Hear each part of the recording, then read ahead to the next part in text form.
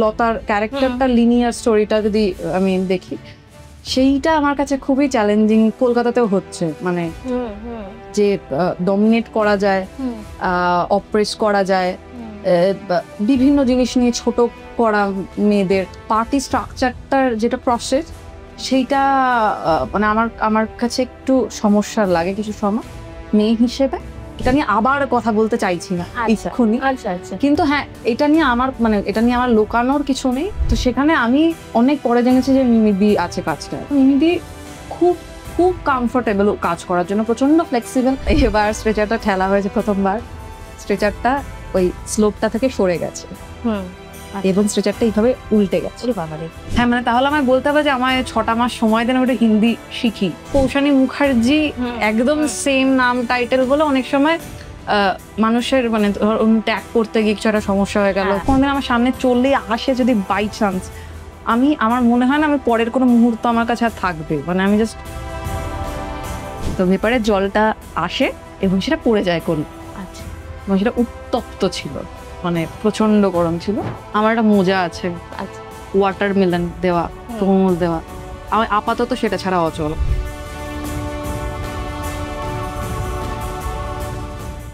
নমস্কার, এডিটর জি বাংলায় আপনাদের সবাইকে স্বাগত।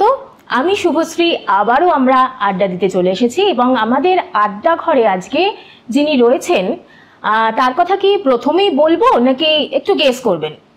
আচ্ছা, কাল রাত্রির মায়াকে মনে আছে, যে ভবিষ্যৎবাণী করে ফেলতো? বা সম্প্রতি ডাইনি সিরিজে লতা, তাকে নিশ্চয়ই আপনাদের মনে আছে। সম্প্রতি যেহেতু একদম অল্প কথা বলে তার অভিনয়ের মধ্যে দিয়ে মানুষের মনে কিন্তু ছাপ ফেলে দিয়েছে। ঠিকই ধরেছেন, আমাদের সঙ্গে রয়েছে কৌশানী মুখার্জি। ওয়েলকাম কৌশানী আমাদের আড্ডা ঘরে। প্রথমেই তোমাকে জিজ্ঞেস করবো কেমন আছো? থ্যাংক ইউ জিজ্ঞেস করার জন্য। খুবই ভালো আছি। কারণ হ্যাঁ তোমার সঙ্গে আমার একটু কথা হচ্ছিল যে তোমার সার্জারি হয়েছে সামনে একটা কিছু। হ্যাঁ না সেটা মানে খুব মানে মেজর কিছু না, কিন্তু আমি ছিলাম না যে সেলাই পড়বে মুখের ভিতরে। আচ্ছা, তো সেটা খুব ফাস্ট হয় এবং আমি মানে আমার এর আগে কখনো সেলাই পড়েনি, তো আমি সেটা নিয়ে খুব টেনসড হয়ে যাই এবং মানে একদম প্রথম 2 দিন কথা বলতে একটু সমস্যা হচ্ছিল। তো এটাই মানে আর এখন ঠিক আছে, এখন মানে আমার ভয় বেশি ছিল, মানে যতটা না কষ্ট হয়েছে ওইটাই, বাদ বাকি একদম ভালো আছে একদম। আচ্ছা, প্রথমেই আমি ভেবেছিলাম যবে থেকে তোমার সঙ্গে আমার কথা হচ্ছে বা তোমার সঙ্গে যখন পডকাস্টে আসবো ভেবেছিলাম একটা কথা তোমাকে একবার জিজ্ঞেস করবো, মানে ইচ্ছা ছিল জিজ্ঞেস করার, যে এই যে নাম কৌশানী মুখার্জি, এই নামে আরেকজন রয়েছেন তোমার প্রোফাইলে, মানে ফেসবুক প্রোফাইল বলো ইনস্টা প্রোফাইল বলো, জানজিন বলে একটা শব্দ জুড়ে গেছে, মানে এইটা কি? মানে আমার একটা কৌতূহল রয়েছে। এইটা আমি যখন প্রথম ফেসবুক খুলেছিলাম তখন থেকে জানজিন আছে এবং অনেকে মনে করেন যে জানজিন আমার অ্যাড করা কিছু একটা, কিন্তু এটা না, এটা আমার ডাক নাম। আচ্ছা, আমার বাবা খুব ইন্টারেস্টিং একজন মানুষ ছিলেন এবং তার পড়াশোনার যে পরিসর ছিল সেটা একটা বৃহৎ একটা জায়গা ছিল সেটা। তো জানজিন ছোটবেলা থেকে আমার বাবা এবং বাড়ির সবাই, মা সবাই ডাকতেন এবং আমি অনেক পরে গিয়ে মানে যখন এত বেশি প্রশ্ন এসেছিল আমার কাছে জানজিন মানে কি, তখন আমি সার্চ করি এবং খুঁজে পাই এবং আমার বিশ্বাস যে সেইখান থেকে এটা আসে, সেটা একটা জাপানিজ ওয়ার্ড জানশেন, যেটার মানে রিমেনিং মাইন্ড। আচ্ছা, এটা নিয়ে আমার মানে এইটাই কিনা সেটা আমার জানা হয়নি আনফর্চুনেটলি, বাট আমার যতদূর ধারণা যে যেখান থেকে এই নামটা আসতে পারে সেটা এটাই, এবং এটা আমার ডাক নাম। আমি জন্মানোর পর থেকে আমাকে বাড়িতে এই নামে ডাকা হয়, এখনো হয়। তো এটা আমার নিজের অ্যাড করা কিছু নয়, বা একই নামের আরেকজন অভিনয় করেন বলে অ্যাড করা এরকম কিছু নয়। আচ্ছা, কোনোদিন সমস্যা হয়নি যে একই নামে দুজন আছো বলে? না না, একদমই না। রাদার ছোটবেলায় আমার মনে হতো কৌশানী নামটা খুব আনকমন, এবং মানে সবসময় স্কুলে এরকমই হতো যে একটাই কৌশানী, পুরো স্কুলে একটাই কৌশানী। সেটা নিয়ে আমার একটু খারাপই লাগতো, কারণ যা হয় যে এক নামের বন্ধু বান্ধব বলে একটা মানে নিজেদের মধ্যে আনন্দ হয়। তো সেখানে আমার মানে এই নামের মানুষের সঙ্গে আমার আলাপ করতে বা আলাপ হলে তাদের কাজ দেখতে আমার মানে এটা আমার নিজস্ব একটা ব্যাপার যে আমার মানে ব্যারাকপুরে আমি থাকি, ওখানে আমার একজন দিদির সঙ্গে আলাপ হয়েছিল, তার নাম কৌশানী। এইটা আমার কাছে খুব ইন্টারেস্টিং ব্যাপার এবং আমার কখনো মনে হয়নি কোনো সমস্যা হয় বা কিছু। এবার অবশ্যই কৌশানী মুখার্জি একদম সেম নাম টাইটেল বলে অনেক সময় মানুষের মানে ট্যাগ করতে গিয়ে কিছু একটা সমস্যা হয়ে গেল, বা কেউ প্রশ্ন করলো, মানে জাস্ট ইন্টারচেঞ্জ হয়ে গেল, এরকম একটা দুটো জিনিস হয়েছে এর মধ্যে, কিন্তু আদারওয়াইজ আমার কখনো মনে হয়নি এটা নিয়ে সমস্যা হবে। আচ্ছা, আমরা দেখেছি যে এই এক নামের হয়ে গেলে বলিউড বা টলিউড তুমি ধরো অনেকবারই দেখা গেছে যে নাম চেঞ্জ করা হয়েছে, নাম চেঞ্জ করেছে, অনেকেই চেঞ্জ করেছে নাম, একরকম নাম ছিল একরকম নাম আছে। তো তোমার কি কোনো এরকম? না না না, আমার নামটা আমার খুবই পছন্দের। হ্যাঁ, যেটা তুমি বললে যে একদম আনকমন নাম, এখন রাদার আরেকটু কম লাগে। আমি মানে আমার ছোটবেলায় আমার মনে হতো না একদমই। এবং যেহেতু জানজিন নামটাও আমার কাছে খুব ইম্পর্টেন্ট, ওটা আমার মানে আমাকে আমার মনে হয় যেটা আমার মানে পুরো আইডেন্টিটির জন্য আমার কাছে কৌশানী জানজিন এই দুটো খুব ইম্পর্টেন্ট, টাইটেলটা থাক না থাক। সো দুটো নাম নিয়ে আমি খুব হ্যাপি। তো আমার এটা কখনো মনে হয়নি যেটা চেঞ্জ করার দরকার রয়েছে বা কিছু। বা মানে আমার মনে হয় যে ছোট থেকে বড় হওয়ার মধ্যে দিয়ে একটা নাম তো আমাদের আইডেন্টিটি, হ্যাঁ একদম, তো সেইটা চেঞ্জ করা মানে কোনো সমস্যা হলেও আমি চেঞ্জ করব না বলে আমি শিওর। এটাই হওয়া উচিত আর কি, সবারই নামটা নিজের কাছে পছন্দের, একদম এটাই। আচ্ছা, এই যে ডাইনি চরিত্র তুমি অভিনয় করেছো আর মায়া চরিত্র তোমাকে দেখেছি, আবারও দেখবো, তো একদমই ডিফারেন্ট চরিত্রে তুমি অভিনয় করছো। তো এই ধরনের চরিত্র অভিনয় করতে ভালো লাগে কি, মানে নাকি কোনো ড্রিম চরিত্র আছে অভিনয় করার, মানে কোনো? না মানে আমি থিয়েটার করি বেশ কিছু বছর এবং এখন রিসেন্টলি কাজ করছি। তো আমার এরকম কোনো স্পেসিফিকেশন কখনো আমি ভাবিনি যে এই চরিত্র করব ওই চরিত্র করব না। সব চরিত্রেরই নিজস্ব এক্সপ্লোরেশন আছে, সেটা আমি মানে খুবই আনন্দ পাই সেটা নিয়ে কথা বলতে বা সেটা নিয়ে ভাবতে। তবে ড্রিম চরিত্র বলতে আমার একটা মানে খুব পছন্দের নাটক আছে হ্যামলেট, সকল অনেক মানুষের পছন্দের নাটক, সেইটার সঙ্গে কানেক্টেড থাকতে পারে যদি আমি কোনোদিন, সেটা আমার কাছে খুব মানে একটা ড্রিমের মতো। কিন্তু মানে স্পেসিফিক কোনো চরিত্র এরকম হয়নি এখনো। এবং ডিফারেন্ট চরিত্র মানে আমার থিয়েটারে আমি যখন কাজ করতাম সেখানে আমি যে ধরনের চরিত্র পেতাম তার তুলনায় মায়া বা লতা খুব ডিফারেন্ট আমার কাছে। এবং আমার কখনো মনে হতো না যে এরকম চরিত্রের জন্য কেউ আমায় সাজেস্ট করবে বা আমি এরকম পারবো করতে। তো সেইটাও একটা আমার কাছে এক্সপিরিয়েন্সের মতন যে হ্যাঁ মানে একটা রেঞ্জ নিজে দেখতে পাচ্ছি যে হ্যাঁ থিয়েটারে এক ধরনের চরিত্র করছি, এখন এখানে এরকম দুটো খুবই ডিফারেন্ট চরিত্র পেয়েছি। আমার তো মনে হয় তুমি যে চরিত্রগুলো করছো মানে সেই চরিত্রগুলোতে অভিনয়ের সুযোগ অনেকটাই বেশি, মানে নিজেকে আরো মানে প্রুফ করা যায় অভিনেত্রী হিসাবে। আচ্ছা, তুমি তো প্রেসিডেন্সির ছাত্রী, তো তোমার ছোটবেলাটা কোথায় কেটেছে, মানে তোমাকে আমরা জানতে চাই পুরোপুরি। ছোটবেলা ব্যারাকপুরে, আমার বাবার বাড়ি বেলঘরিয়া ছিল, সেখানে একদম ছোটবেলায় কিছুদিন থাকতাম, তারপরে বাবা মা আমরা ব্যারাকপুরে চলে যাই, সেখানে মায়ের বাড়ি। তো তারপর আমার এমনিতে মানে নাচ শিখতাম ছোটবেলা থেকে, থিয়েটারের সঙ্গে কোনো কানেকশন ছিল না প্রাইমারিলি। একটা অ্যাক্সিডেন্টের পর নাচ বন্ধ হয় এবং আমি যে কি করব এরকম একটা জায়গায় একটা থিয়েটার দলের সঙ্গে আলাপ হয় এবং সেখান থেকে সামহাও পুরো শিফট করে যাই। আমার বাড়ি শুদ্ধ সবাই ইঞ্জিনিয়ার। আচ্ছা, আমি মানে আমার কাছে অপশন ছিল 11-12 যে কম্পিউটার সায়েন্স বা মানে পিওর সায়েন্স, মানে এইটাই রেঞ্জ। হ্যাঁ মানে এবং মানে এটা আমি বলছি না যে বাড়ি থেকেও প্রেশারাইজ করেছে কখনো, আমি জানতাম এটাই হয়। মানে সবসময় দেখেছি মা পড়ান, বাবাও পড়াতেন, তো আমি সায়েন্স নিয়ে পড়েছি। এবং একদম শেষ মুহূর্তে যখন মানে এইচএস এর আগে আমি মাকে বলি যে আর হচ্ছে না, অঙ্ক খুব ভালোবাসতাম, এখনো বাসি কিন্তু করিনি কাজ অঙ্ক নিয়ে, তো অঙ্ক বা থিয়েটার পড়বো সেটা আমার ডিসিশন ছিল। এবং মাকে বলেছিলাম যে যেটা পড়বো অন্যটা আমি করবো না। তো ইউসে কারণ মানে হ্যাঁ মানে অনেক বড় ডিসিশন মনে হতো তখন যে কি নিয়ে পড়বো, ভবিষ্যৎটা কি নিয়ে হবে। তো তারপরে মাই বলে যে যেটা মন চায় করো, দেন থিয়েটার অপ্ট করি। এবং তারপর প্রেসিডেন্সি ক্ষেত্রে যেটা হয়ে যায় যে আমাদের থিয়েটার প্র্যাকটিসটা যেভাবে চলে বাংলা থিয়েটারে, সেইটার থেকে অনেক ব্রডার একটা অ্যাসপেক্ট আমি প্রেসিডেন্সিতে পেয়েছিলাম, এখনো যেটা আমি ক্যারি আউট করার চেষ্টা করি। তো সেইটা খুব মানে আমার নিজেকে খুব লাকি মনে হয় এই জায়গা থেকে, কারণ যা শিখেছি তার থেকে বড় একটা পড়াশোনার জগৎ তৈরি হয়েছে। আচ্ছা, তো প্রেসিডেন্সিতে আমরা দেখি দেওয়ালে লেখা যেগুলো তুমি মানে এই জিনিসটা মানে এই জিনিসটা কোথা থেকে বা কিভাবে এলো আর কি? আমার বাবার হাতের লেখা খুব ভালো ছিল এবং আমার মায়ের হাতের লেখাও খুব পরিষ্কার। মানে মায়ের বক্তব্য অনুযায়ী মায়ের হাতের লেখা ভালো নয়, কিন্তু মায়ের হাতের লেখা খুব মানে সেই ছোটবেলায় বলতো না যে হ্যান্ড রাইটিং প্র্যাকটিস করতে যে এক সাইজের যেন হয়, তো মায়ের হাতের লেখা ওরকম। আচ্ছা, হয়তো খুব ফন্ট ওয়াইজ খুব সুন্দর নয়, টাইপোগ্রাফি ওয়াইজ কিন্তু খুব পরিষ্কার। এবং আমার স্কুলে প্রথম গার্জিয়ান কল হয়েছিল হাতের লেখার জন্য, এত খারাপ হাতের লেখা ছিল আমার, ঠিক আছে, মানে জঘন্য হাতের লেখা ছিল আমার। এবং প্রেসিডেন্সিতে আসার পরে এবং সবাই লেখে একটু প্র্যাকটিস কর, এরকম সিনিয়ররা অনেকে বলেছিল। তার মধ্যে দুজন সিনিয়র আমার থেকে অনেকটা সিনিয়র, তারা আর কলেজে মানে ছিল না যখন আমি ভর্তি হয়েছি। তাদের হাতের লেখা বিভিন্ন পোস্টারে, বিভিন্ন ইভেন্টের জন্য শুধু নামটার তাদের হাতের লেখা আমি দেখে খুবই ইন্সপায়ার্ড হয়েছিল এবং আমার মনে হয়েছিল যে এটা তো জানতেই হবে, মানে কি মানে এটা করা যায় যদি হাতে, এটা করতেই হবে। এবং শুরু করি নিজে নিজে, খুবই খারাপ লিখতাম শুরুতে, ঠিক আছে। বন্ধু বান্ধবরা খুব মানে হেল্প করেছে, থেকে বড় কথা খুব হাইপ করেছে, যে কারণ দেওয়াল অব্দি লিখে লেখাটা শুরু করাতে আমি খুব মানে ফাস্ট ছিলাম, যে হ্যাঁ চলো লিখি। কিন্তু কি লিখছি আর কেউ আরো লিখতে যেত না, ফলে সবাই বলতো হ্যাঁ হ্যাঁ তুই লেখ তুই লেখ। করতে করতে একটা সময় পর হাতের লেখাটা মানে কিছুটা শিফট হয়, কিছুটা চেঞ্জ হয়।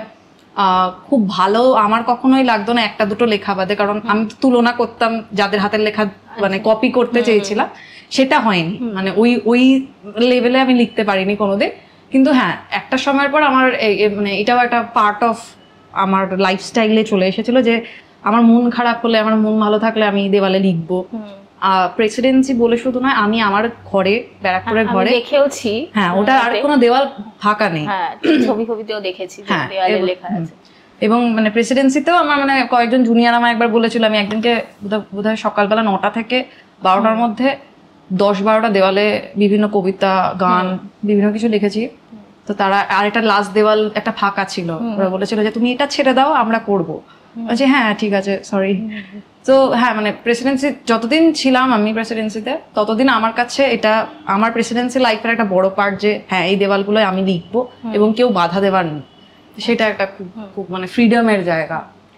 থিয়েটারের কথা তো তুমি বললে, থিয়েটারে কিভাবে এসেছো, তো থিয়েটার থেকে এই সিনেমায় অভিনয় মানে সুযোগটা প্রথম কি ছিল বা কিভাবে এলো? আমি একদম প্রথমে একটা শর্ট ফিল্মে কাজ করেছিলাম থিয়েটার করার আগে, বন্ধুদের কাজ চল চল করি করে। তো সেখান থেকে আমার ইন্টারেস্টিং লেগেছিল বিষয়টা, কিন্তু আমি থিয়েটারেই শেখা শুরু করি যখন আমার কখনো এরকম মনে হয়নি যে আমি অভিনয় শিখবো। ওভারঅল থিয়েটারের প্র্যাকটিসটা, যেটা গ্রুপ থিয়েটারে কাজ করেছি, ইছাকুর আলিয়া বলে একটি দলে আমি প্রথম কাজ করি, সেই পুরো প্র্যাকটিসটা, আমার বয়সে এতগুলো ছেলে মেয়ে একসাথে আমরা কিছু তৈরি করছি, নিজেরা নাটক লিখছি, নিজেরা করাচ্ছি, এই পুরো মানে পুরো স্ট্রাকচারটা আমার কাছে খুব মানে পছন্দের হয়ে যায়। এবং তারপরে একটা সময়ের পর, এবং মানে সেটা কলেজে ঢোকার পরে, কলেজে মানে সেকেন্ড ইয়ার থার্ড ইয়ারের সময় আমার অভিনয়ের প্রতি একটা মানে আরো ইন্টারেস্ট জন্মায়, প্রচুর পড়াশোনার মাধ্যমে এবং প্রচুর অভিনয় দেখে, প্রচুর ভালো ভালো থিয়েটার দেখতে পেতাম।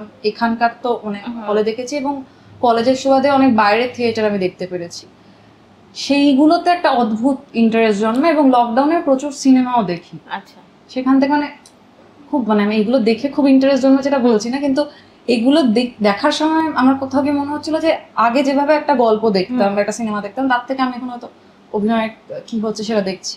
এবং আমার মানে অভিনয়ের সঙ্গে যুক্ত রয়েছে যে বন্ধু বান্ধব, তাদের সাথে কথা বলতে বলতে আমার অভিনয় নিয়ে একটা আলাদা করে একটা ইন্টারেস্ট জন্মায়। প্রথম যে কাজটি করি আমি ভিঞ্চি ভারতী একাডেমি বলে, সৌমিক দেবের নির্দেশনা, সেটা একদমই থিয়েটারের একটা শো থেকে কথা বলে হয়। এবং তারপরে ডাইনি বা কালরাত্রি, এগুলো যেমন মানে অডিশনের মারফত, সেই সময় আমার মানে কলেজও শেষ হয়ে গেছে, আমি চাইছি অভিনয় নিয়ে আর একটু থাকতে, সেখান থেকে। এই ডাইনির যখন অফার এলো, তখন এই তোমার চরিত্রটা পড়লে যখন বা জানলে, তখন কি মনে হয়েছিল? মানে চরিত্রটাকে নিয়ে অত্যন্ত চ্যালেঞ্জিং চরিত্র, পুরোটাই আমরা দেখেছি, যারা দেখেছি সবাই জানে, মানে তখন কি মনে হয়েছিল? একদম প্রথমে যখন অডিশন দিয়েছিলাম, অডিশন যেটা দিয়েছিলাম সেটাই আমার খুব মানে খুব পছন্দের একটা জায়গা ছিল, কিন্তু পুরো স্টোরিটা তো জানতাম না। তো সেটা নিয়ে আমি নিজের মতো একটা গল্প বানিয়েছিলাম, যে এরকম এরকম বোধহয়, মানে একদম জাস্ট ওই যেখানে ব্রেকডাউন সিনটা, যে গানটা গাইতে শুরু, ওটা অডিশন সিন ছিল। তো এবার জাস্ট ওইটুকুনি মানে বলা ছিল যে এইটা, তো ওটার একটা গল্প বানিয়েছিলাম আমি। তারপর হয়েছে বেশ কিছুদিন পর যখন আমার ফাইনালি নির্ঝরদার সাথে দেখা হয় এবং পুরো গল্পটা বলে, তখন আমি দেখি যে খুব রিলেটেবল আমার বানানো একটা গল্প, যেটা সেটার সঙ্গে নির্ঝরদার ব্যাক স্টোরিটা, যেটা যে কেন ওই গানটা গাইছে তখন, সেটা খুব রিলেটেবল। এবং তার বেশ কিছুদিন পর স্ক্রিপ্টটা পুরোটা পাই আমি। পুরো স্ক্রিপ্টটা পড়া শুরু করে যখন, প্রথমত নন লিনিয়ার পড়তে পড়তে আমি খুব মানে মিস আউট করি, অনেকবার করতে হয়। করে আমি পুরো গল্পটাকে লিনিয়ার করেছিলাম, এবং তখন পড়তে গিয়ে আমার মনে হয়েছে যখন লিনিয়ার করে পুরো গল্পটা, মানে লতার ক্যারেক্টারটা লিনিয়ার স্টোরিটা যদি আমি দেখি, সেইটা আমার কাছে খুবই চ্যালেঞ্জিং তখন হয়ে দাঁড়ায়। পুরো গল্পটা যখন পড়ছিলাম গল্পটার চলনে ছিলাম, কিন্তু ক্যারেক্টারের জায়গা থেকে আমার আমার মানে আমার কাছে খুবই চ্যালেঞ্জিং ছিল জায়গাটা। এবং সবচেয়ে বড় কথা, যেখানে মানসিক ভারসাম্য হারিয়ে যাচ্ছে, তারপর ঠিক কি করা উচিত বা মানে অ্যাকশন ওয়াইজ, সেইটা আমি খুব ঠিক করতে পারছিলাম না। মানে লাস্ট যেদিনকে আমরা ওয়ার্কশপ করেছি, নির্ঝতাকে আমি বলেছি যে এটা কি করব বুঝতে পারছি না। নির্ঝতা কিছু রেফারেন্স দেখে, তার আগে প্রচুর রেফারেন্স নির্ঝতা দিয়েছিল আমার। মেকআপটা খুব সাহায্য করেছিল, মানে আমি যেটা বুঝতে পারছিলাম না যে লেয়ারটা, সেটা মেকআপটা আমাকে খুব সেটা মানে সেটা রিচ করতে সাহায্য করেছিল। মেকআপের পর মানে যেদিনকে লুক সেট হয়, তারপরে আমি কিছুটা বুঝতে পারি যে হ্যাঁ এইটা থাকছে, তাহলে এটার সাথে মিলিয়ে যেটা হবে, এবং তা বাকি যা ভাবনা ছিল সেটা একসাথে রেখে সব। এখানে একটা প্রশ্ন করি, মেকআপের কথা যখন বললে, তোমার এই মেকআপ করতে কতক্ষণ লাগলো? মেকআপ 1.5 ঘন্টা মতো, আর 40 মিনিট মতো, মানে 30-40 মিনিট মতো হেয়ারটা, তো মোট মিলে প্রায় 2 ঘন্টা। 2 ঘন্টা গিয়ে চা খেয়ে বসে যেতাম, তারপর 2 ঘন্টা পর বাকি। মানে আমরা দেখি মানে একদম মানে মানে ওই শাড়িতে মানে তুমি ওই রকম ভাবেই অভিনয় করে যাওয়া, মানে বারবার ওই মেকআপেই যাওয়া, মানে খুবই চ্যালেঞ্জিং মানে দেখে মনে হয়েছে। আচ্ছা, এই যে ডাইনি প্রথা, মানে একদম একটা কুসংস্কার, বেসিক্যালি কুসংস্কার, যেটা মানুষের মনে আজও মানে এই প্রজন্মেও এখনো রয়েছে। হ্যাঁ, তো এইটাকে সিনেমায় আনা, আমরা সাহিত্যের পাতায় পড়েছি, সিনেমায় আনা এটা খুবই একটা মানে প্রথম আমার মনে হয়, একদমই প্রথম। তো এই প্রথাটাকে, এই প্রথা নিয়ে তুমি তোমার কি দৃষ্টিভঙ্গি বলতে পারো? দৃষ্টিভঙ্গি বলতে প্রাইমারিলি আমি জানতাম ডাইনি প্রথা নিয়ে আগে, মানে স্ক্রিপ্টের আগে আমি জানতাম, এবং এছাড়াও প্রচুর ইল প্র্যাকটিস যেগুলো হয় বিভিন্ন কর্নারে, সেগুলো জানতাম। এবার সত্যি বলতে এটা আমরা মানে আরবান জায়গায় দাঁড়িয়ে আমাদের ডাইনি প্রথা পুরো যে প্র্যাকটিসটা, পুরো যে রিচুয়ালস থেকে শুরু করে, এটাকে আমাদের খুব দেখতে ভায়োলেন্ট লাগে। এটা ভায়োলেন্ট, আমি বলছি না ভায়োলেন্ট নয়, কিন্তু এটার করে যে জিনিসগুলো রয়েছে সেটা কলকাতাতেও হচ্ছে, মানে যে ডমিনেট করা যায়, অপ্রেস করা যায়, বিভিন্ন জিনিস নিয়ে ছোট করা মেয়েদের। আমি এক জায়গায় পড়ছিলাম তোমার একটা সাক্ষাৎকার, যেখানে তোমার নিজের একটা কোনো অভিজ্ঞতা হয়েছে, সেটা যদি একটু। না, সেইটা নিয়ে না, মানে ব্যাপারটা হচ্ছে যে ওটা বলার পর এবং পড়ার পর এবং তার সাথে সাথে বাকি যে মানুষগুলো আমার সঙ্গে রিলেটেড, তাদের রিয়াকশনের পর আমি খুব মানে সেটা নিয়ে আবার কথা বলতে চাইছি না এক্ষুনি। কিন্তু হ্যাঁ, এটা নিয়ে আমার লোকানোর কিছু নেই, যে এরকম ঘটনা আমি একটা শেয়ার করেছি, আমার জীবনে আরো বিভিন্ন লেয়ারে এরকম আরো ঘটনা আছে, এবং আমার পরিচিত প্রত্যেকটি মেয়ে এবং প্রচুর ছেলেদেরও বা থার্ড জেন্ডারেরও প্রচুর এরকম ঘটনা আমি শুনেছি, তারা শেয়ার করতে পেরেছে কোনো একটা সময়, বড় সময় পর। এবার এই যে একটা মানুষ ভাবছে আমি আরেকটা মানুষের থেকে ক্ষমতাশালী, ফিজিক্যালি মেন্টালি তাকে আমি আঘাত করতে পারবো, সেটা প্রেমের সম্পর্ক, বন্ধুত্বের সম্পর্ক, সোসাইটির কোনো একটা নিরিখে, এই পুরো বিষয়টাই আমার কাছে খুব ভয়ানক। মানে দুটো মানুষ তারা সমানই জানতাম আমরা ছোটবেলায়, মানে ছোটবেলায় আমরা যারা একসাথে খেলেছি, তারা এখন বড় হতে হতে জেন্ডারের বেসিসে, মানে টাকা পয়সার বেসিসে, ক্লাসের বেসিসে, কাস্টের বেসিসে ভাগ হয়ে যাবে, সেটা আমাদের ছোটবেলায় তো বলা হয়নি। তো হঠাৎ করে 10-15 বছর পরে আমরা দেখতে পাচ্ছি যে আচ্ছা এটা রিয়ালিটি, ছোটবেলা থেকে আমরা একসাথে যারা বড় হয়েছে তারা ভাগ হয়ে গেল। এবং আরো দেখতে ভাবলে দেখা যায় যে হ্যাঁ, একটা মেজরিটি একটা মাইনরিটিকে অপ্রেস করছে, ডমিনেট করছে। সো ডাইনি প্রথা এরকম একটা মানে ইল প্র্যাকটিসের একটা মানে একটা পার্ট বা ইনসিডেন্ট, একটা নির্দিষ্ট টাইপ, যেরকম আরো হাজারটা প্র্যাকটিস চলছে। এবার সত্যি বলতে অনেকে জানতেন না, যেটা আমার কথা বলতে বলতে মনে হয়েছে যে ডাইনি প্রথা এখনো হয়। এবার আর আমি জানতাম না যে মানে ওয়েস্ট বেঙ্গলে এতগুলো কেসে যাচ্ছে। তো সেই একটা অ্যাওয়ারনেস যেমন তৈরি হলো, সেটা আমার কাছে খুব ইম্পর্টেন্ট, যে হ্যাঁ ঠিক আছে, আমরা মানে অনেকে জানতাম না, অনেকে কোথায় হচ্ছে জানতাম না, কিন্তু হ্যাঁ যে এটা কোনো মানে এটা একটা সময় মনে হতো না যে হ্যাঁ না একদিন ঠিক হয়ে যাবে, একদিন আর আমরা ভাববো না যে কি করব কি বলবো, এটা নিয়ে আমার ভাবতে হবে না দ্বিতীয়বার। সেইটা আমার এই মুহূর্তে মনে হয় এটার কোনো এন্ডলেস, এটা একদম শেষ দিন অবধি এটাই দেখতে হবে, এটাই দেখতে হবে সবাইকে। আচ্ছা, মিমিদির সঙ্গে প্রথম কাজ তোমার কেমন লাগলো? কাজ খুবই খুবই ভালো, মানে স্কুল থেকে ফিরে যে সিনেমাগুলো দেখতাম এবং তারপরে একটা শিফট হওয়ার পর যে সিনেমাগুলো আমরা ভালো বলতাম, মনে হতো যে এই সিনেমাটা দেখেছি ওই সিনেমাটা দেখেছি, তার মধ্যে মোটামুটি 10টা নাম বলে 8টায় মিমিদি আছে। আমাদের মানে আমার যে সিনেমাগুলো ছোটবেলায় বাংলা সিনেমা যেগুলো আমার মজা লাগতো, তো সেখানে আমি অনেক পরে জেনেছি যে মিমিদি আছে কাজটা। মানে আমি এমনিতেও খুব আনসার্টেন ছিলাম কাজটা নিয়ে, মানে আমি বুঝতে পারছিলাম যে আমি করছি, মানে এটা নিয়ে আমার একটা কনফিউশন হচ্ছিল, এবং যেটা আমার মানসিক কনফিউশন, মানে আমি ওরা বলেই দিয়েছিল কিন্তু আমি তো ভাবছিলাম যে আচ্ছা কবে শুরু হবে এই সেই নিয়ে, অনেক শুট শুরু হওয়ার দিন আমি মেনেছি যে আচ্ছা হ্যাঁ শুট শুরু হয়ে গেছে। এবার মিমিদির সঙ্গে আমার প্রথম যেদিনকে ওয়ার্কশপে দেখা হয় সেদিনকে আমি আচ্ছা এটা হচ্ছে, এটা খুব এক্সাইটিং ছিল, এবং তার থেকে এক্সাইটিং এর থেকে বড় কথা ছিল আমার একটা মানে অনেক এক্সপিরিয়েন্স একটা মানুষের সামনে কাজ করার সময় শুধু আমি ভালো কাজ করছি থেকে আমি কি ভুল করছি এটা অনেকবার মাথায় ঘোরে, আমার অন্তত ঘোরে, মানে থিয়েটারেও আমি এটা দেখেছি যে আমি ভুল করে ফেলবো, আমি বোধহয় খুবই ভুল, আমি এটা একটা ডিলেমা চলে, তো সেটা নিয়ে একটা ভয়ও ছিল আমার কাছে। কিন্তু মিমিদি খুব খুব কমফোর্টেবল কাজ করার জন্য, প্রচন্ড ফ্লেক্সিবল, এবং ওই মেকআপ তো মিমিদিরও হয়েছে এটা ভয়ানক, এবং ওরকম ফাইট সিকোয়েন্স যে মানে ওই সময় আমি শুটিং দেখতে পাইনি, আমি পরে দেখেছি, মানে এরকম বিশাল একটা ফাইট সিকোয়েন্স, সেটা পুরো এত প্ল্যান করে করা। তো পুরো সময়টা মিমিদির সঙ্গে আমার যতটা কথা হতে পেরেছে কাজের মানে ওই শুটিং এর সময়, সেটা খুব ফ্লেক্সিবল ছিল আমার, মানে আমার কখনো মনে হয়নি যে এটা বলতে পারবো না ওটা বলতে পারবো না, এবং পুরো স্পেসটাও খুব কমফোর্টেবল ছিল। শুটিং স্পেস কোন টিপস দিয়েছিল?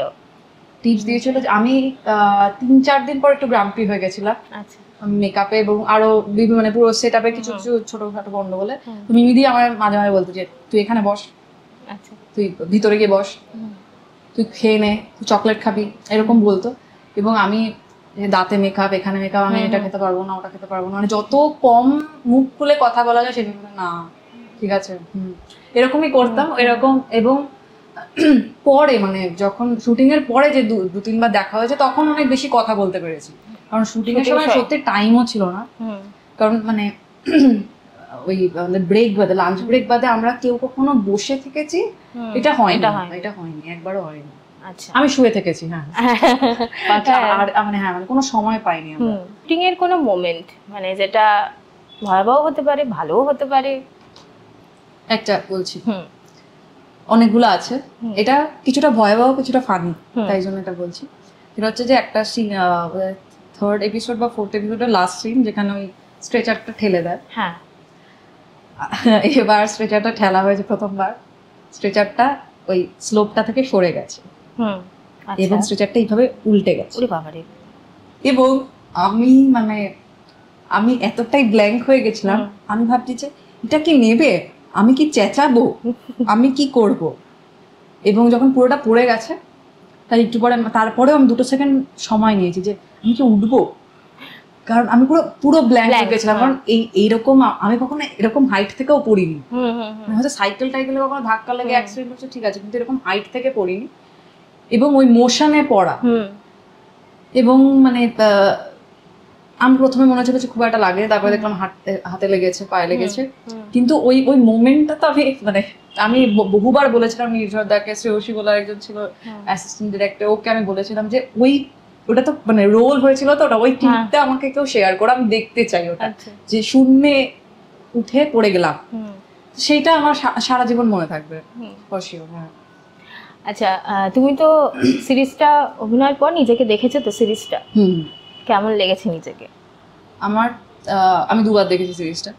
প্রথমবার খুব মানে কি বলবো, মানে খুব ডিটেইলড ভাবে দেখতে চেয়েছি যে কি করছি এটা ঠিক হচ্ছে, এটা কেন করলাম ওটা কেন করলাম এরকম, এবং কোনোভাবেই গল্পটা চলনের সাথে থাকতে পারিনি, কারণ আমি সবকিছু নিয়েই ভাবছিলাম এটা ভুল হয়েছে, ওটা বোধহয় ঠিক হয়নি, এটা কেন হলো, এটা কি ভালো লাগবে কারণ, পুরো ব্লক হয়েছিলাম আমি তখন, কারণ একটা বড় সময় চলে গেছে। এখন আমরা মানে ডাবিংও অনেকদিন আগে হয়ে গেছিল, তো যে সময়টা গেছে তাতে কিছু জিনিস হয়তো মনে ছিল না যে এরকম করেছিলাম না ওরকম করেছিলাম, সেগুলো দেখতে দেখতে আমি খুব কনফিউজ হয়ে গেছিলাম যেটা আদৌ ঠিক হয়েছে, আদৌ ভালো হয়েছে। এটা আমি বোধহয় প্রথম মানে শুটিং এর ডাবিং এর আগে থেকে মোটামুটি আমি নির্ঝরদাকে এটা নিয়ে অনেকবার বলেছি যে করেছি ঠিক হয়েছে। নির্ঝরদা জাস্ট একটা সময় পর আর উত্তর দিত না, ঠিক আছে। এবং আমি নির্ঝরদাকে খুব ভরসা করেছি সেই জায়গায় যে আমার কোনো কনফিউশন হলে নির্ঝরদা কখনো কিছু এমন বলেনি যাতে আরো কনফিউজ হয়েছে, সবসময় এমন শব্দ ব্যবহার করেছে যেটা আমার হেল্প করেছে। তো সেকেন্ড টাইম আমি আমার বান্ধবীর সঙ্গে বসে দেখছিলাম, তখন আমার নিজের পারফরমেন্স থেকে পুরোটা আমি একসাথে খুব ভালোভাবে দেখতে পেরেছি, তখন আর ওই চিন্তাগুলো ছিল না। এবং আমার একার পারফরমেন্স নিয়ে আগেরবার আমি কনফিউজ ছিলাম, আমরা সবাইকে দেখছি যে এটা কি সবার ভালো লাগবে, এটা কি ভালো লাগবে, এটা কি আমার ভালো লাগছে, মানে এত প্রশ্ন ঘুরছিল মাথায়, এত চিন্তা ঘুরছিল যে আমি খুব এনজয় করতে পারিনি। সেকেন্ড টাইম আমি খুব এনজয় করতে পেরেছি। এবং এই অনেকে আমায় বলেছিল তার আগে যে টানা বসে দেখেছে, মানে মাঝে কেউ গ্যাপ দেয় না। হ্যাঁ একদমই তাই। সেটা আমি প্রথমবার করিনি, আমি যে একটু দেখে যে কারোর সাথে একটা কথা বলে আবার একটু দেখে এরকম একটা মানে খুবই খারাপ করেছে আমি জানি। সেকেন্ড টাইম যখন টানা বসে দেখাতে সেটার ইম্প্যাক্টটা আমার বেশি বেটার লেগেছে। তো এটাই। হ্যাঁ এটা এমন একটা সিরিজ যে শুরু করলে শেষ না করা পর্যন্ত যে করা যায় না, অফ করা যায় না। আচ্ছা একদমই একটা ডিফারেন্ট কোশ্চেনে যাব। সম্প্রতি বহু মানুষের চাকরি গেল, এই বিষয়টাকে তুমি কি বলবে? প্রথমত আমি কখনো মানে সরকারি চাকরির পরীক্ষা দেওয়া বা এই যে প্র্যাকটিসটা আমার প্রচুর পরিচিত মানুষরা সেটা করছে বহুদিন ধরে আমি দেখেছি। মানে আমার প্রচুর বন্ধু বান্ধব দিল্লিতে গিয়ে পড়াশোনা করেছে, মানে ওই কোচিংয়ে পড়া, পরীক্ষা দেওয়া বারবার। এই পুরো প্র্যাকটিসটাই আমার কাছে খুব কঠিন একটা বিষয়, যে মানে এত মানুষ পরীক্ষা দেয়, মানে আমরা ছোটবেলা থেকে তো পরীক্ষা দিয়ে আসছে, এবং তারপরে একটা এত মানুষ একসাথে পরীক্ষা দেবে, তার মানে সেটার বোধহয় একটা খুব ছোট শতাংশ চাকরি মানে এলিজিবল হবে, তারপর ইন্টারভিউ, পুরো প্রসেসটাই খুব কঠিন আমার কাছে। এবং সেইটা হওয়ার পর মানে যার যার সিকিউরিটি তৈরি হলো, একটা স্টেবিলিটি তৈরি হলো, সেটা হঠাৎ একদিনকে না থাকা, এটা প্রসেস করার জায়গাতে আমি সত্যি নেই। মানে এটা যে ভয়াবহতা, কারণ আমরা যারা এখন নতুন নতুন কাজের জায়গায় ঢুকছি, আমাদের নিজের কথা আমরা ভাবছি, হয়তো বা একটা পুজোয় হয়তো কাউকে মা বাবাকে কিছু দিলাম বা এরকম, মানে আমাদের কাছে এখন সংসার চালানোর মধ্যে আমরা পৌঁছই। সেখানে একটা সংসার চালাচ্ছে 4-5 জনের, সেইটা হঠাৎ করে একদিন সকালে জানলো যে নেই সেই চাকরিটা, সেইটা একটা মানে সেটা নিয়ে আমার কথা বলা উচিতই নয় আমার মনে হয়। মানে আমি খুব মানে বড় করে বলছি না বিষয়টা, এটা আমার কাছে খুবই মানে প্রসেস করাটা খুব কঠিন। কারণ আমার পরিচিত কয়েকজন যারা এটার জন্য প্রিপারেশন নিচ্ছিল, তারাও ডিমোটিভেটেড হয়েছে। আমাদের মানে বিভিন্ন স্কুল যত মানে আমার মাও টিচার, তো বিভিন্ন স্কুলের যে শিক্ষক শিক্ষিকা তাদের কি কি চলে সেটা আমি ছোটবেলা থেকে জানি মোটামুটি, যে হ্যাঁ। এবং মায়ের প্রচুর স্টুডেন্ট পড়াবে বলে স্বপ্ন দেখেছে। আমরাও একটা সময় ছোটবেলায় পড়াবো, মানে টিচার হবো, তো প্রথম স্বপ্ন দেখতাম আমরা যে টিচার হবো, থেকে শুরু করে একদিন টিচার হবো, এটা স্বপ্ন থাকতো। তো সেই পুরো জায়গায় মানে শিক্ষক শিক্ষিকারা আমাদের জীবনে খুব ইম্পর্টেন্ট জায়গা নেয়। এবং আমার যেমন পুরো ভাবনা চিন্তা কথা বলা থেকে শুরু করে পুরো আন্ডারস্ট্যান্ডিং অফ লাইফ কিছু টিচারদের জন্যই বদলেছে বা তৈরি হয়েছে, বদলেছে বলা উচিত না, তৈরি হয়েছে। তো সেই জায়গা থেকে এই প্রফেশনটার মানুষদের একদিন সকালে যদি জানতে হয় যে কাল থেকে আমি যেটা করছিলাম, যেটা কারোর ক্ষতি করছিল না, সেটা আমার কাছে আর নেই, সেটা একটা মানে সেটা একটা খুব জটিল বিষয়। এবার ওই যোগ্য অযোগ্য এই যে একটা বড় প্রশ্ন আসছে, সেখানে ওই যে কথাটা মানে কালকে প্রচুর মানুষ বলছিলেন যে মানে কি একজন নির্দোষ যেন শাস্তি না পায় কোনোদিন, এটা আমি খুবই বিশ্বাস করি। তো সেটাই মানে quite tough for me to process. কোনোদিন যদি আমার কাছে অফার আসে ভোটে দাঁড়ানোর কথা, দাঁড়াবে? একদমই না। কারণ আমি এই মানে পার্টি স্ট্রাকচারটার যেটা প্রসেস, সেইটা মানে আমার কাছে একটু সমস্যার লাগে কিছু সময় মেয়ে হিসেবে। এবং এই মানে আমি আমার দেখা প্রচুর মানুষকে দিয়ে বলছি যে একটা সময়ের পর মানে মেয়েদের ভয়েস মানে রেস করতে না দেওয়া, ডমিনেট করা, এটা যে কোনো হায়ারার্কিক্যাল প্র্যাকটিসে হয় বলে আমি অন্তত এক্সপিরিয়েন্স করেছি। আমার এখানে কিন্তু আমাদের মুখ্যমন্ত্রী মহিলা, হ্যাঁ, কিন্তু আমি বলছি যে সেইটা যে মানে কি করে বোঝাবো, আমি আমার এক্সপিরিয়েন্স দিয়ে বলছি। আমি যতটা দেখেছি জীবন এখনো অবধি, আমার খুব এক্সপিরিয়েন্স নয়। আমার কলেজ পলিটিক্সের একটা এক্সপিরিয়েন্স রয়েছে, আমি দেখেছি প্রেসিডেন্সিতে। আমার বন্ধু বান্ধব প্রচুর যাদবপুরে পড়ে, এমনি আরো প্রচুর প্র্যাকটিস দেখেছি আমি। সেখানে সাংগঠনিকভাবে মহিলাদের, আমার বান্ধবীদের ভয়েস রেজ করাকে বা একটা কিছু প্রতিবাদ করাকে অনেক সময় থামানোর চেষ্টা করা হয়েছে, আমি দেখেছি। এবং আমি হয়তো যাদের সঙ্গে আমার খুব ভালো বন্ধুত্বও নেই, তাদের সাথেও এটা হয়েছে আমি দেখেছি। মানে আমার শুধু আমি বন্ধুদের এক্সপিরিয়েন্স দিয়ে বলছি, আমি এটা ওভারঅল এক্সপিরিয়েন্স দিয়ে বলছি। সেটার একমাত্র কারণ আমার মনে হচ্ছে হায়ারার্কিক্যাল স্ট্রাকচারটা, যে একজন বলে দেবে তোমায় কি করতে হবে, সেটার সঙ্গে আমি এখনো রিলেট করতে পারি না। এবার আমি অবশ্যই এটা বিশ্বাস করি যে মানুষ ফ্লেক্সিবল, হয়তো ধারণা পাল্টাতে পারে, কিন্তু আমার খুবই মনে হয় যে এতদিনে এত কিছু দেখার পর আমার এটা কখনো মনে হয়নি যে এই ধারণাটা আমার পাল্টাবে, যে হায়ারার্কিক্যাল স্ট্রাকচার ভালো বা সেটা কোনো বেটারমেন্ট আনবে, এটা আমার মনে হয় না এখন। শুধু পার্টির ক্ষেত্রে না, বিভিন্ন সেক্টরে যদি আমরা দেখি, নারীরা যতই সব দিকে এগিয়ে যাক, কোথাও না কোথাও গিয়ে তাদের একটা চেষ্টা তো থাকবেই। যাই হোক, তাও নারীরা চেষ্টা করে যুদ্ধ করে এগিয়ে যাচ্ছে। আচ্ছা, আরেকটা প্রশ্ন, যে বলিউডে কাজ করার ইচ্ছা আছে? আমি খুব খারাপ হিন্দি বলি। আচ্ছা, খুব খারাপ। আমি তার থেকে বেটার স্প্যানিশ বলি বোধহয়। ঠিক আছে, আমি এত খারাপ হিন্দি বলি। কিন্তু হ্যাঁ, এটা অবশ্যই যে আমি একটা কাজের জন্য যেমন সাইন ল্যাঙ্গুয়েজ শিখেছিলাম একবার, এবং আমার তখন মনে হয়েছিল যে কোনো কিছুই যেন ব্যারিয়ার না হয় কোনোদিন। যদি সুযোগ পাই চেষ্টা করব অবশ্যই ভালো কাজ করার। কারণ মানে এরকম হয় না যে কেউ বাইক চালাতে পারে না, কোনো একটা কাজের জন্য সে বাইক চালানো শিখলো, তো আমরা শিখে নিই। এবং মানে অ্যাক্টিং এ হয়তো সবকিছু লাগে, পৃথিবীর সব যা যা জানার আছে সবকিছু লেগে যাবে কোনো না কোনো দিন। তো সেখানে একটা ভাষা শিখে নেব বলে আমার মনে হয়। কিন্তু আমি এই মুহূর্তে একদমই মানে কোনো চান্স নেই আমার এটা মানে ঠিক একটা হিন্দি বলার। এক লাইনও বলতে পারবো না। আমার কাছে অফার চলে এলো, হ্যাঁ, মানে তাহলে আমায় বলতে হবে যে আমায় 6টা মাস সময় দেন, আমি একটা হিন্দি শিখি ভালো করে বলার, বা আপনারা শেখান, মানে কিছু একটা আমায় বলতে হবে। মানে আমি খুব খারাপ হিন্দি বলে। আমি ধরো তোমার অফার এলো, তুমি সেটা 6 মাস শিখে যেটাকে এতে গেলে, মানে তোমার কোনো আছে যে কার বিপরীতে অভিনয় করার কোনো ইচ্ছা, কোনো হিরো? না, এরকম নেই। কারণ আমার যাদেরকে পছন্দ প্রচন্ড, এবং সেটা আমার সত্যি বলতে এরকম কোনো মানে পাগল আমি এরকম একজন মানুষের জন্য সেই অবধি যাচ্ছি না আমি। ঠিক আছে, সেটা প্রচুর দূর। কিন্তু যারা অভিনয় করেন তাদের অনেকেরই আমার অনেক কাজ ভালো লাগে। মানে এরকম যে ওনার সব কাজ ভালো লাগে এরকম না, মানে অনেকেরই অনেক পারফরমেন্স আমার পছন্দ। তো যার সাথে কাজ করতে পারবো সেটাই আমার কাছে ইন্টারেস্টিং। এবং সেটা বলিউড বা টলিউড বলে না, মানে যে কোনো প্রান্তে যা এক্সপিরিয়েন্স আছে, যার বা এক্সপিরিয়েন্স নেই, ভাবছেন ডিফারেন্টলি বা কমার্শিয়াল জায়গা থেকে ভাবছেন, সে প্রত্যেকটা এক্সপিরিয়েন্সের সঙ্গে আমি মানে রিলেট করতে চাই, এবং সেখানে আমি মানে কোনো না কোনোভাবে এক্সপ্লোর করতে চাই। কার জন্য তুমি পাগল বলা যাবে না? Andrew Scott. আচ্ছা, ঠিক আছে। এবং আমি পাগল মানে পাগল, আমি জাস্ট আমার অ্যান্ড্রু স্কট কোনোদিন আমার সামনে চললেই আসে যদি বাই চান্স, আমার মনে হয় না আমি পরের কোনো মুহূর্ত আমার কাছে আর থাকবে। মানে আমি জাস্ট মানে আনকনসিয়াস হয়ে যাবো বোধহয়। আচ্ছা,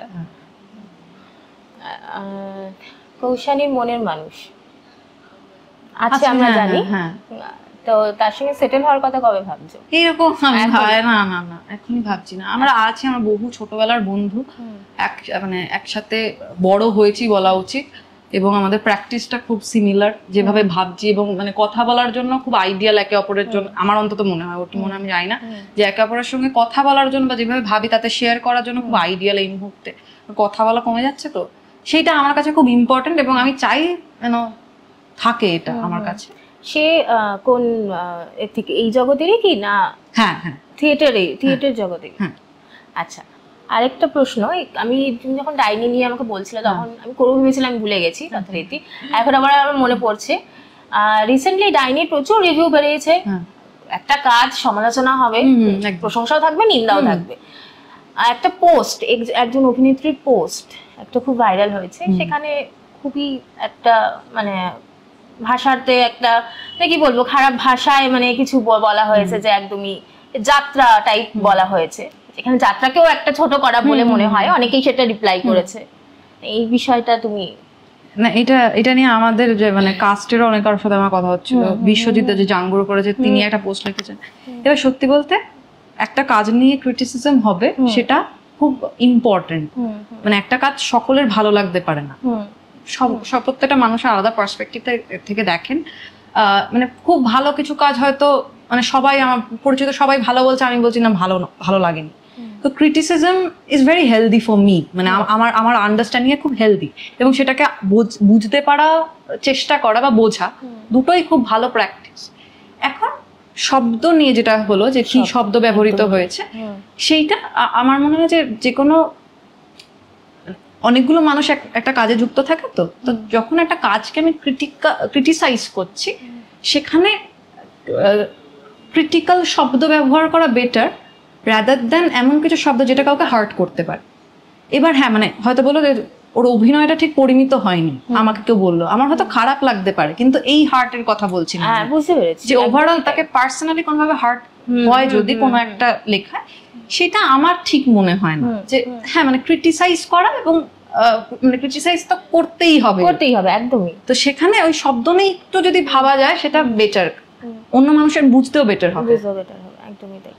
আচ্ছা, তুমি নাচ করতে খুব ভালোবাসো, মানে নাচের একটা সময় তোমার নাচ বন্ধ হয়ে গেছিল, আমি বিভিন্ন জায়গা থেকে শুনেছি, জেনেছি, মানে সেটা একটু এটা না মানে একটা, আমি এখন খুব হেসে হেসে বলবো কিন্তু এটা একদমই হাসির বিষয় ছিল না। আমি বাড়িতে কাউকে না বলে পাশের ঘরে সারা রাত বসে সিনেমা দেখেছি। পরের দিন সর্দি লেগে গেছে প্রচন্ড, এবং আমার একটা সময়, সেই সময় অন্তত এটা 10th বোর্ডের 7 দিন আগে, 26শে জানুয়ারি 2016 সাল, আমি সকালে উঠার কোনো শ্বাস নিতে পারছি না, মানে শ্বাসকষ্টের মতন হচ্ছে। তো মাকে আমি বলি যে পেপার নেব, পারছি না, 2 তারিখ থেকে পরীক্ষা, এবং মা রেগে গেছে, আমার বলছে পরীক্ষা তুই ঠান্ডা লাগিয়ে ফেলেছিস, পড়বি করে ইত্যাদি। তো পেপারের জলটা আসে এবং সেটা পড়ে যায় করুন, আচ্ছা, এবং সেটা উত্তপ্ত ছিল, মানে প্রচন্ড গরম ছিল, এবং ওই 2-4 সেকেন্ড ব্ল্যাঙ্ক হয়ে গেছে পুরো বাড়ি শুদ্ধ সবাই, যে কি হলো। এবং তারপরে হসপিটাল এই সেই করে পরীক্ষা দিতে পারবো না এরকম একটা স্টেটে আমি বলছি যে পরীক্ষা তো দেবো না, 1 বছর লস করাই যাবে না এখন, কারণ আমার তখন ভাবনাটা হচ্ছে কি বন্ধু বান্ধবরা চলে যাবে, মানে তখন মানে এবার আমার প্রথম মানে যখন পুরে গেছে তখন আমার প্রথম এটাই ছিল যে আমি নাচবো কি করে, তারপরে পরীক্ষা দেবো কি করে, মানে পরে এসেছিল, কারণ তখন আমার কাছে নাচটা সবচেয়ে বেশি ইম্পর্টেন্ট জায়গা ছিল। তো তারপরে আমাকে 6-7 মাস না নাচতে বলা হয়েছিল, কিন্তু আমি এটা করিনি। আমি সেবারই দোল উৎসবে স্যারকে বলে যে স্যার না প্লিজ একটা নাচ আমি যেন করি প্লিজ। তো সেইটা করতে গিয়ে মানে ওই রিহার্সালে আমি বুঝি যে স্ট্রেংথ প্রচন্ড খারাপ হয়ে গেছে, কারণ নার্ভস পুড়েছে, অনেকটা বার্ন ছিল। তখন আমার একটা ব্রেকডাউনও হয়, যে আমার মনে ছিল যে না মানে ততদিনে মনে হচ্ছে যে হাঁটতে পারছি, নাচতেও পারো, কিন্তু ওই মেঝেতে বসে থাকা বা বসে ওঠা বা ঘুমুর পড়া এই সব কটা বন্ধ হয় এক এক করে। এবং ওই শোয়ের আগের দিন মানে এরকম হয়েছিল মেঝেতে বসে থেকে আর উঠতে পারছিলাম, মানে যেদিনকে রিহার্সাল চলছে। তো শোয়ের দিন আমি যতক্ষণ আমাদের পারফরমেন্সটা হয়নি ততক্ষণ আমি জাস্ট দাঁড়িয়েছিলাম পাশে, যে বসবো না, বসতে যদি উঠতে অসুবিধা হয়। তো তারপরে নাচটা বন্ধ হয়, কারণ আমি সত্যি অতটা স্ট্রেন্থ দিতে পারছিলাম না। কিন্তু পরে কলেজে বিভিন্ন মানে আলাদা আলাদা ওয়ার্কশপে মানে ক্লাসিক্যাল নাচ আমি সত্যি অতটা স্ট্রেংথ আমি দিতে পারি না, এখন পাই কিছুটা বেটারমেন্ট হয়েছে, কিন্তু সেই সময় যেমন খুবই মানে প্যাথেটিক অবস্থা ছিল, এবং ঘুমুর করতে পারবো না, এটা একটা মানে প্রচন্ড মানে মেন্টালি খুব কষ্টের ছিল আমার কাছে। তো বিভিন্ন ফ্রি স্টাইল থেকে শুরু করে কন্টেম্পোরারি কিছু প্র্যাকটিস, বিভিন্ন ওয়ার্কশপের মাধ্যমে এমন কিছু মুভমেন্ট বুঝতে পেরেছে যেটা আমার বডিলি করতে খুব কমফোর্টেবল লাগছে, সেটা করতে করতে অনেকটা ফ্রি হয়েছে। কারণ আমি অনেকদিন সোজা হাঁটতে পারতাম না, মানে একটা মানে সমস্যা হতো হাঁটতে সোজা ভাবে, কারণ তারপরে যেহেতু মানে জাস্ট পরীক্ষা দিতে গেছি 7 দিনের মধ্যে, তখন খুব বাজেভাবে হেঁটে চলে ব্যাপারটা নষ্ট করেছিলাম, আরো বেশি যতটা হওয়ার ছিল তাকে বেশি আমি করেছিলাম। এবং ওই প্রোগ্রামটা করাতেও একটা এফেক্ট পড়েছিল, যেটা লাস্ট 2-3 বছর মানে কোভিডের সময়ের পর থেকে মানে অনেক স্টেবল, এখন কোনো সমস্যা হয় না। তুমি নাচ জানো, অভিনয় তোমার একটা, তুমি গিটার বাজাতেও জানো? হ্যাঁ, আমি হাওয়াইন গিটার বাজাতে পারি, খুবই মানে কম। এখানে আমাদের গিটার আছে। না না না না না না, হাওয়াইন গিটার আমি মানে কিছু জানা জিনিস বাজাতে পারি, আমি খুব মানে পটু নই। তাও ঠিক আছে। হ্যাঁ, সামনে পয়লা বৈশাখ, কি প্ল্যান রয়েছে? কোনো প্ল্যান নেই, 14 তারিখ কোনো প্ল্যান নেই আমার এখন অবধি। হ্যাঁ, হয়তো বন্ধুরা মিলে বেরোবো, কারণ অনেকদিন পর আমরা অনেকগুলো বন্ধু রিকানেক্ট করতে পেরেছি। আচ্ছা, মানে কালকেই রাদার আমাদের প্ল্যানটা হচ্ছিল যে 14 তারিখ বেরোবো কিনা, একটা ফাঁকা দিন, তো সেটা হতে পারে। আদারওয়াইজ বাড়িতে থাকবো, বই পড়বো, সিনেমা দেখবো, এরকম একটা ব্যাপার। আচ্ছা, নেক্সট কি কাজ আসছে? নেক্সট এক্ষুনি কিছু আসছে না, মানে কিছু কথা চলছে যেগুলো নিয়ে আমি প্রচন্ড হোপফুল, কিন্তু এখনো ফাইনাল হয়নি। ঠিক আছে, আমি নিজে অনেক বেশি যে হয়ে যাক এরকম একটা জায়গায় রয়েছি। কাল রাত্রে একটু আসছে, সেটা একটা কনফার্ম জিনিস। আর একটা দুটো কাজের কথা হচ্ছে, যেটা মানে আই হোপ হয়ে যাবে, কিন্তু আমি শিওর নই এখন। আচ্ছা আচ্ছা, ঠিক আছে। এবার আমরা একটা র্যাপিড ফায়ার খেলবো। হ্যাঁ, একদমই ছোটখাটো কিছু, সামান্য। থিয়েটার, সিনেমা নাকি সিরিজ? কি জন্য মানে মানে দেখুন একটা, হ্যাঁ মানে তোমার কি পছন্দ, মানে তুমি কোনটাকে আগে রাখবে? থিয়েটার। থিয়েটার। আচ্ছা, দেব না প্রসেনজিৎ? প্রসেনজিৎ। আচ্ছা, বুক আর মোবাইল, মানে বই না? বই বই বই বই। আচ্ছা, রাস্তার ধারে মানে রাস্তার এতে দাঁড়িয়ে আর কি ভারে চা খাওয়া নাকি ক্যাফে কফি ডেতে ভারে চা? আচ্ছা, নাচ নাকি অভিনয়? অভিনয়। এটা আমি একটা লাইন অ্যাড করি, একদমই। নাচ আমি পাল্টাবো না কোনোদিন, মানে আমি যেমন নাচি আমি তেমনই নাচি। মানে আমার যদি কোনোদিন বলা হয় যে তুই ভালো নাচিস না, আমার কোনো যায় আসবে না, কারণ এটাকে আমি প্রফেশন বানাতেও চাইনি কোনোদিন। এটা আমার কাছে খুব এক্সপ্রেস করার জায়গা, যে আমি আমার মতো নাচি, ব্যাস। এবার হ্যাঁ, মানে কোনোদিন কোনো একটা ভালো পারফর্ম ইচ্ছে করলো শিখবো হয়তো, কিন্তু আমি নাচ চেঞ্জ করবো না কখনো কারোর জন্য। এবং অভিনয় আমি সত্যি যতটা চেঞ্জ করতে পারবো, যতটা জানতে পারবো, যতটা মানুষের চাহিদা অনুযায়ী, মানে ডিরেক্টর বা অন্য বন্ধুদের চাহিদা অনুযায়ী ঠিক করতে পারবো, একটা বেটারমেন্টের জায়গায় যাবে, ততটা আমি ফ্লেক্সিবল, মানে তো ওটা নিয়ে ততটাই ফ্লেক্সিবল। নাচ আমার মানে পার্সোনাল জিনিস। আচ্ছা, হ্যাঁ। রিলস দেখা না সবার সঙ্গে বসে গল্প করা, বা রিলস বানানো বা সবার সঙ্গে গল্প করা? না, গল্প করা। হ্যাঁ, মানে আমার মোবাইল নিয়ে আমার সত্যি ফ্যাসিনেশন নেই, কোনো ফ্যাসিনেশন নেই। এখানে আমি একটা অ্যাড করছি র্যাপিড ফায়ার থেকে বেরিয়ে, যে এখন কিছু শোনা যাচ্ছে, কিছু অনেকেই বলছেন, যারা প্রবীণ অভিনেতা অভিনেত্রী যারা, তারা বলছেন যে রিলস দেখে এখন কাজ আসে। আচ্ছা, তো এইটা তুমি কি বলবে? আমার এটা এখনো ফেস করতে হয়নি, যদি কোনোদিন হয় অবশ্যই মানে প্রতিবাদও করবো, এবং যদি এটা এইভাবে না কাজ পেতে হয় সেটার চেষ্টা করব। এবং আমার যা রিলস আছে সেগুলো দেখে কোনোদিন কাজ পেতে পারবো না, আমি শিওর। ঠিক আছে, এবং আমার খুব মনে হয় যে অনেক সময় অনেক কিছু আসে, আমার খুব কম অভিজ্ঞতা এই জগৎটায়, তাও আমার এটা মনে হয় বিভিন্ন জায়গাতে অনেক সময় অনেক কিছু আসে যেগুলো মানে ফোকাস হয়ে ওঠে, কিন্তু আলটিমেটলি কাজটা তো যাবে, তো কাজটা একটা পর্যায়ে মানে একটা বেটারমেন্টের জায়গায় যেতে থাকলে সেটা থ্রুই কাজ পাওয়া যাবে সম্ভবত, আমার এখন তাই আন্ডারস্ট্যান্ডিং। আচ্ছা, এই যে সবাই ব্লগ করে, এটাকে তুমি কি? আমি পারবো না করতে এটা। আমরা মানে বন্ধুরা কখনো মজা করি এটা নিয়ে, কিন্তু তারপরে পর মুহূর্তে আমরা এটা নিয়ে বলি যে এটা প্রফেশনালি করতে হলে প্রত্যেকটা জায়গায় গিয়ে মানে সেটা একটা শাইনেস আছে, সেটা একটা মানে রিজিডিটি আছে আমাদের, যে না এটা বলবো না, এখানে গেছি দাঁড়িয়ে পড়ছে, হ্যাঁ আমি এখানে চলে এসেছি, দেখো গাইজ, এরকম মানে এরকম মানে কোনো রকম মানে আমাদের নিজেরাও যদি এরকম বেরোই, দেখে কেমন একটা লাগে, যে মনে হয়। এবং এটাই এখন অনেকের প্রফেশন, মানে এইভাবেই কাজ করছে, বিশেষ করে লকডাউনের পর। হ্যাঁ, একদমই। এবং এটা পুরো সোশ্যাল মিডিয়া থেকে ডিজিটাল মিডিয়া পুরোটাই একটা তো অল্টারনেটিভ তৈরি হয়ে গেল লকডাউনের সময়। আমরা যেমন একটা থিয়েটার শো করেছিলাম, ওটা ইউনিভার্সিটি অফ মেইনের সঙ্গে, ইউএসএ প্রেসিডেন্সির কয়েকজন, এবং ওটা মিলিয়ে ডিজিটাল মিডিয়ার মারফতে করেছিলাম পুরোটা, এবং পুরোটা অনলাইন প্র্যাকটিস হয়ে, অনলাইন রিহার্সাল করে পুরোটা। ওই সময় আমার কখনো কখনো মনে হয়েছিল যে হ্যাঁ, মানে অনলাইন বিষয়টার অনেক কিছু আমরা শিখতেও পারছি একসাথে। মানে দুটো দেশ, আমাদের অনেকের পাসপোর্ট ছিল না তখন, আমরা কানেক্ট করে একটা কাজ করে ফেললাম, এবং তাদের সঙ্গে আমার কানেকশনই রয়েছে হয়তো এখন, হয়তো কোনো একটা রিল শেয়ার করায় বা কোনো একটা কথা এইভাবে বলায়। তো সবটা নেগেটিভলি, মানে সবটা নেগেটিভ নয়, কিন্তু সত্যি বলতে যে আমি এটার সঙ্গে একদম রিলেট করি না। মানে আমি কখনো ব্লগ করবো, আমি খুব প্রচুর রিল বানাতে পারবো, এটা আমি মনে হয় না আমি পারবো। আচ্ছা, যাই হোক, আমরা র্যাপিড ফায়ার থেকে বেরিয়ে গেছিলাম, আবার একটু র্যাপিড ফায়ারে ফিরি। আর দুটো বাকি আছে, বেশি না। বিয়ে নাকি লিভ ইন? লিভ ইন আমার এখনো যা আন্ডারস্ট্যান্ডিং, মানে আমার কি বলবো এটা নিয়ে, যে লিগাল একটা প্রসিডিউরের মধ্যে যাওয়ার আগে জেনে নেওয়া উচিত কেমন ভাবে থাকবো। আচ্ছা, কোনো একটা জিনিস যেটা ছাড়া কৌশানি অচল।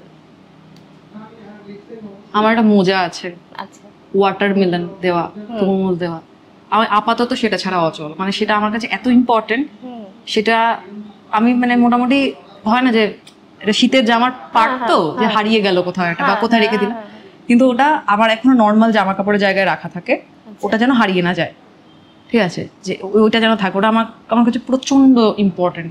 মানে ওটা পাওয়া যায় বলে আমি জানতাম না যে হ্যাঁ তরমুজ আমার কাছে খুব ইম্পর্টেন্ট, এবং ওরকম একটা মোজা পাওয়া যাবে কোনোদিন ভাবিনি। মোজা ছাড়া তুমি অচল? হ্যাঁ, ওটা ছাড়া আমি অচল, মানে মেন্টালি আর কিছু নেই আসলে। হ্যাঁ, বাকি কোন একটা জিনিস হারিয়ে গেল, হ্যাঁ মানে যেমন এটিএম কার্ড যদি হারিয়ে যায় পাগল হয়ে যাবে, কিন্তু সেগুলো বাদে কোন একটা মানে এরকম জিনিস, তার মানে এই মুহূর্তে ওটাই। অনেক ধন্যবাদ থ্যাংক ইউ আমাদের সঙ্গে কথা বলার জন্য, আড্ডা দেওয়ার জন্য। আমার তরফ থেকে অনেক ধন্যবাদ, কারণ মানে এরকম একটা গল্প হবে আমি ভাবিনি, আমার খুবই খুবই ভালো লেগেছে গল্পটা। Thank you.